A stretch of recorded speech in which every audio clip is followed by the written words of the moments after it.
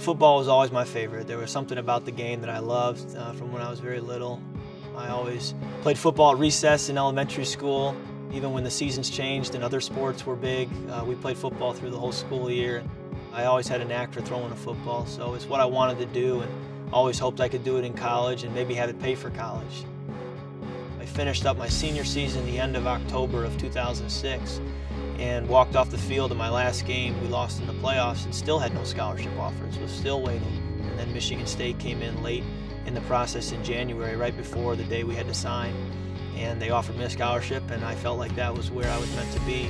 So I think there was a blessing in disguise there that I wasn't recruited as heavily, because I always had a hunger, I always had a work ethic, and I always knew I needed to do more than the next guy to be able to make it. Coming to Michigan State, I knew I needed to develop myself physically.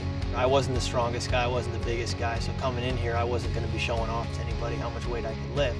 I needed to gain weight, I needed to get stronger in the weight room, and I was constantly putting energy and spending mental and emotional energy to develop myself physically, and knew that that was where I needed to make up ground. And once I had made up that ground, I still felt like something was missing. I felt like, as good as it was to be bigger, stronger, faster, at the end of the day, there was more to it than that. And I realized that to take my game to the next level, whether it be the NFL or just be an elite player in college, I felt like I needed to take control of my mind. And so that's what I've been working on with Neurocore, and that ability to, aside from the physical, maximize the mental and emotional, which I think in turn actually maximizes the physical.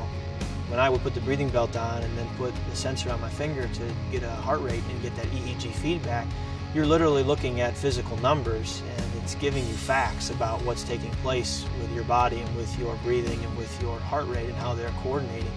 And I realize my brain is on overdrive, and I need to slow things down and need to be able to pull the reins back a little bit on how far I've been trying to push my brain, and discover that when I can pull the reins back, actually my brain will be working at its most optimal level. At Neurocore, I wasn't just trained and told, okay, you're going to sit down here, look at this screen, and we'll just do the rest.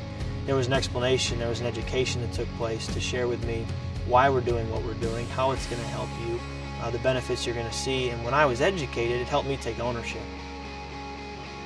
If you're not getting better, you're getting worse. In other words, if you're not doing things to advance yourself and you're simply staying where you are, someone else, your competition, is doing things to advance themselves. And so essentially, because they're advancing and you're not, you're getting worse. You see over the past several years the evolution of weight rooms and how strength coaches have become a commonly used term in college athletics. I mean, every team, every program has to have a strength coach, because people have realized the benefits of lifting weights and how it can transform the talent on your team and give you an edge. Well, now it's so commonplace that the weight room is standard, and there really isn't an edge there, because everybody's lifting 4 days a week, year-round, which I think 15, 20 years ago wasn't commonplace, but it has become that now. And I think that Neurocore and what we're doing as far as breathing and EEG feedback and monitoring sleep and monitoring hormone levels, all these things are the next frontier. And I think that while it's cutting edge now, and while it's something that I feel I can get an edge, I see it being something that in 15, 20 years, every professional sports team, every college sports team is doing things like this on a consistent basis, because it's going to help their athletes perform at the highest level.